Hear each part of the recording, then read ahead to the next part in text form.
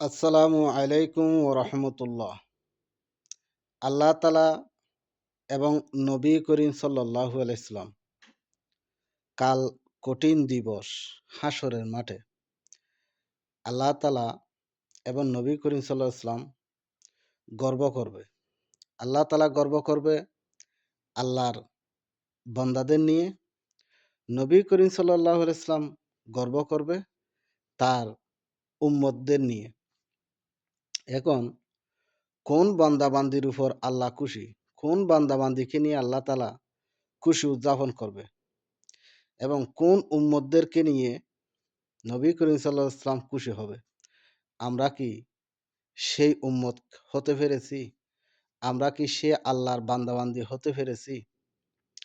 কারণ আমাদেরকে যখন সৃষ্টি করা হচ্ছে, বানানো হচ্ছে, তখন ফেরেশতারা বাধা দিছিল।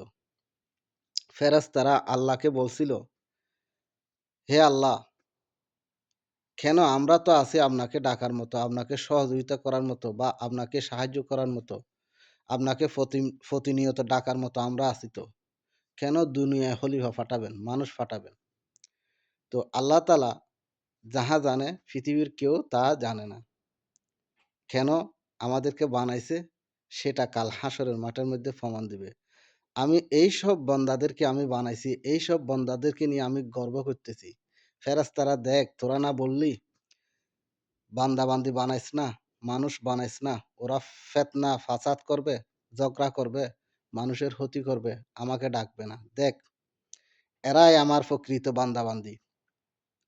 ঠিক সেরকম নবী করিম সাল্লাল্লাহু আলাইহি সাল্লাম কাল হাসরের মাঠে ওইসব উম্মতদের নিয়ে খুশি উদযাপন করবে, যেই সব উম্মত নবীর সমস্ত আদেশ, সমস্ত আহকাম হুকুম নবী যা দিয়ে গেছে আমরা তা আঁকড়ে ধরেছি এবং সেই মোতাবেক চলেছি এবং নবীর সমস্ত কার্যকলাপগুলো আমরা বাস্তবায়ন করেছি এবং ইসলামকে আমরা সঠিক রাস্তায় নিয়ে গেছি এবং নবী করিম সাল্লাল্লাহু আলাইহি সাল্লামের যাওয়ার পরেও আমরা ইসলামকে জিন্দা করে রেখেছি এবং ইসলামের পথে আছি। নবী ছাড়া আমরা কিছু বুঝি না। সেই সব উম্মতদেরকে নিয়ে নবী করিম সাল্লাল্লাহু আলাইহি সাল্লাম গর্ব করবেন। তাহলে এখন আমাদের চিন্তা করার বিষয়, আমরা কি সেই সব উম্মতের মধ্যে অন্তর্ভুক্ত আছি? একটাবার চিন্তা করেন।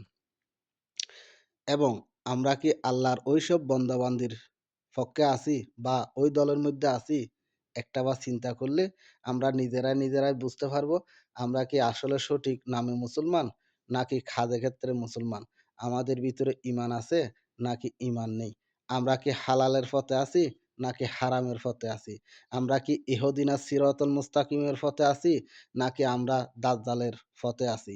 একটাবার চিন্তা করেন প্রিয় মুসলিম ভাই ও বোনেরা।